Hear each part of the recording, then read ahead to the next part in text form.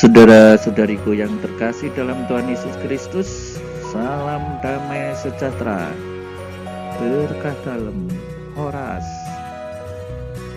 Kita berjumpa untuk belajar Alkitab sambil merenung. Tema kita kali ini kisah tragis manusia pertama. Dari kitab Kejadian, bab 3 ayat 9-15, dilanjutkan ayat 20.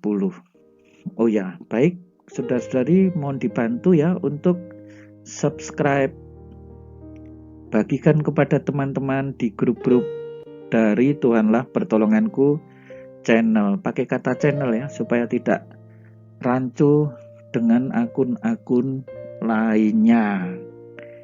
Juga berikan komennya. Saudara-saudari yang terkasih, dalam kitab Kejadian 9 disebut, Tuhan Allah memanggil manusia itu dan berfirman kepadanya, "Di manakah engkau?" Ia menjawab, "Ketika aku mendengar bahwa engkau ada dalam taman ini, aku menjadi takut, karena aku telanjang, sebab itu aku bersembunyi." Oh, ini rupa-rupanya sedang di Taman Eden ya. Nah, sekarang kita lihat di sini, ketika saudara-saudari Bapak Ibu ditanya di mana engkau, biasanya jawabnya apa? Ya, pertanyaan di mana akan dijawab dengan menunjukkan tempat. Aku di sini, di tempat ini, dan seterusnya. Ini ketika manusia itu dipanggil, manusia ini ya waktu itu hanya ada Adam ya. Jadi yang dimaksud adalah Adam. Ia menjawab, "Ketika aku mendengar bahwa engkau ada di taman ini, aku menjadi takut." Ditanya di mana, kok malah menjawabnya seperti itu. Kenapa dia takut? Karena aku telanjang, sebab itu aku bersembunyi. Loh, kalau enggak ada apa-apa, kenapa takut? Kan begitu masalahnya. Lah, disinilah Tuhan berfirman, "Siapa yang memberitahukan kepadamu bahwa engkau telanjang? Apakah engkau makan dari buah pohon yang kularang engkau makan itu?" Nah, ini pertanyaan siapakah yang memberitahukan. Apakah engkau makan? Ya tinggal menjawab, "Ya, saya makan," atau "Tidak, saya tidak makan." Tapi nanti kita akan melihat jawabnya seperti apa. "Perempuan yang kau tempatkan di sisiku, dialah yang memberi dari buah pohon itu kepadaku, maka ku makan." Saudara-saudari yang terkasih, kiranya beginilah ya ketika orang melakukan kesalahan dan jatuh ke dalam dosa. Pertanyaannya, apakah engkau makan dari buah yang kularang? Dia malah menyalahkan perempuan. Kasihan ini, si perempuan ini menjadi sasaran. Dianggapnya dia yang menjerumuskan, ya kan? Dialah yang memberi dari buah pohon itu. Jadi alasannya dia memakan buah itu karena diberi. Nah, sekarang si perempuan ini harus bertanggung jawab.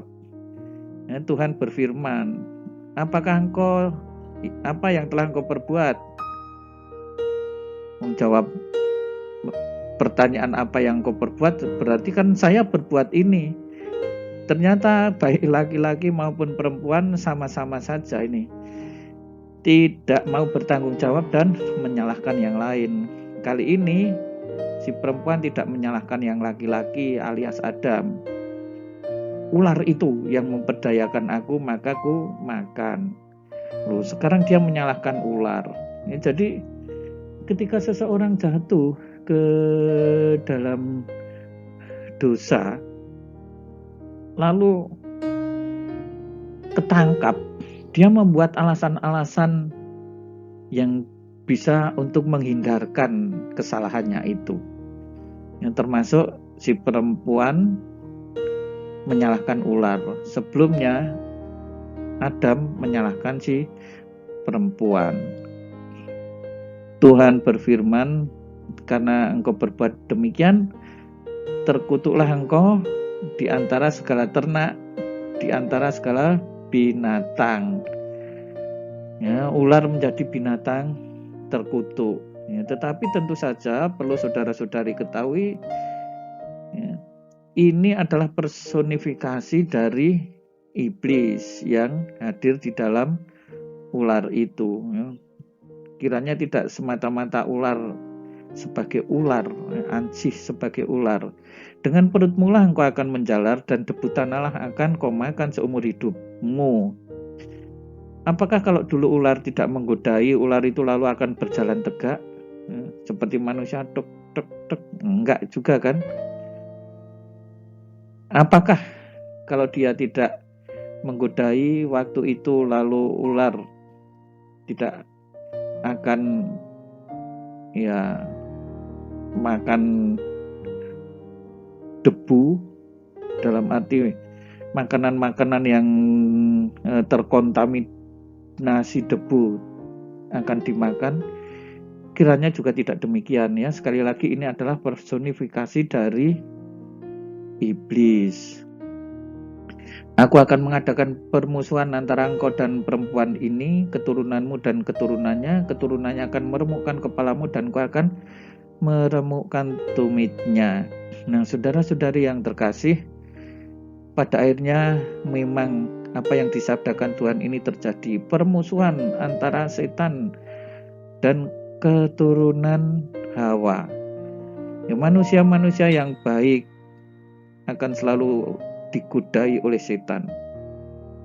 Tetapi perlu diketahui ya, bahwa keturunannya akan meremukkan kepalamu dan engkau akan meremukkan tumitnya. Jadi pada dasarnya kedua-duanya menjadi luka, tetapi tetaplah manusia yang dijagai oleh Allah itu yang akan memenangkan pertarungan. Nah, saudara-saudari yang terkasih, kita harus selalu berjuang melawan iblis, melawan godaan. Ya, ini wujudnya ular ya, tetapi personifikasi dari iblis. Ini hanyalah gambar ya, tetapi kiranya bisa untuk membantu permenungan itu. Manusia itu memberi nama Hawa kepada istrinya, sebab dialah yang menjadi ibu semua yang hidup. Saudara-saudari yang terkasih, selamat merenungkan sabda Tuhan ini. Tuhan Yesus memberkati, berkah dalam. Jangan lupa untuk subscribe dari Tuhanlah Pertolonganku channel. Bagikan kepada teman-teman di grup.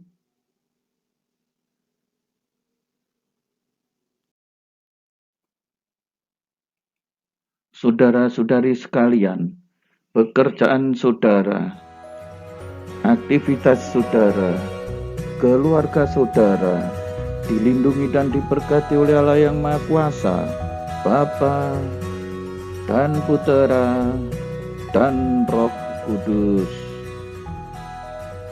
Amin.